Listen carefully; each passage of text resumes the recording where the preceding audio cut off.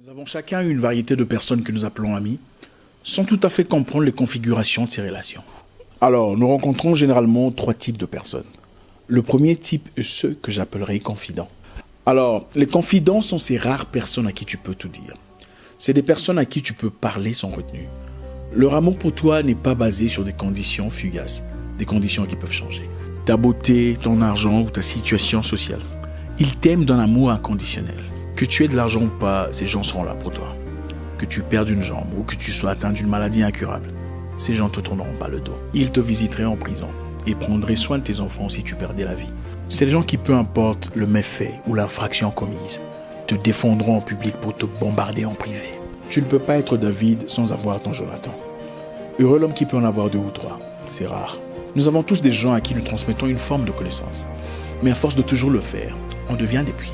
Il est impératif que vous ayez un confident qui vous enrichit, pour que vous enrichissiez quelqu'un d'autre à votre tour. Sans cette personne, vous ne rejoindrez jamais la destinée pour laquelle vous avez été créé. La deuxième catégorie d'amis que tu rencontreras sont ce que j'appelle des adhérents. Les adhérents sont partisans de ta ligne de pensée. Ils s'associent à ton idéologie. C'est souvent des gens qui aiment ce que tu aimes. Vous vous retrouvez dans les mêmes tendances, les mêmes activités. Vous avez peut-être fait votre rencontre à l'église et vous aimez le même bistrot du quartier. Vous avez le même genre de rêve, les mêmes ambitions, les mêmes passions. Les adhérents, ils ne sont pas là pour toi, mais pour ceux que tu représentes. Ils seront là aussi longtemps que tu soutiendras leur vision, leurs tendances et leurs croyances. Tu dois le savoir, parce qu'aussitôt qu'ils rencontreront quelqu'un qui leur facilitera l'accomplissement de leur ambition, ils te balanceront par-dessus bord. Parce qu'ils n'étaient pas là pour toi, mais pour les idées, les tendances, le style de vie qu'ils associent à toi. Si tu ne fais pas attention, tu risquerais de confondre un confident d'un adhérent. Surtout si tu traverses des turbulences émotionnelles, des moments difficiles de ta vie. Dans des moments difficiles, tu risquerais de t'attendre à ce qu'un adhérent soit là pour toi. Or, ils ne sont pas là pour toi, mais pour ce que tu représentes. La troisième catégorie d'amis que tu rencontreras dans cette course de la vie, c'est les camarades. Ces derniers ne sont pas là pour toi, et encore moins pour ce que tu représentes. C'est des personnes avec qui vous avez un ou des ennemis communs.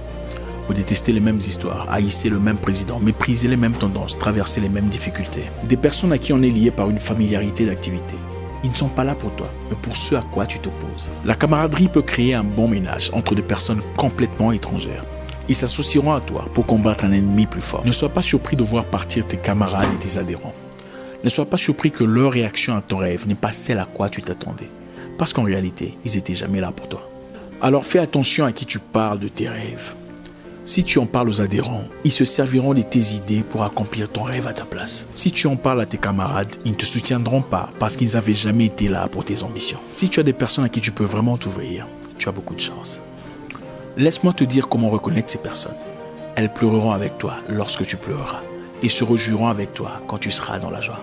Quand tu rejoins quelqu'un pour lui dire une bonne nouvelle qui t'est arrivée, ne te submerge pas de joie, observe sa réaction. Si la joie de cette personne n'est pas évidente, ferme ta bouche et retire-toi. Parce que si elle est vraiment contente pour toi à plusieurs niveaux, il n'y aura aucun doute dans ses réactions.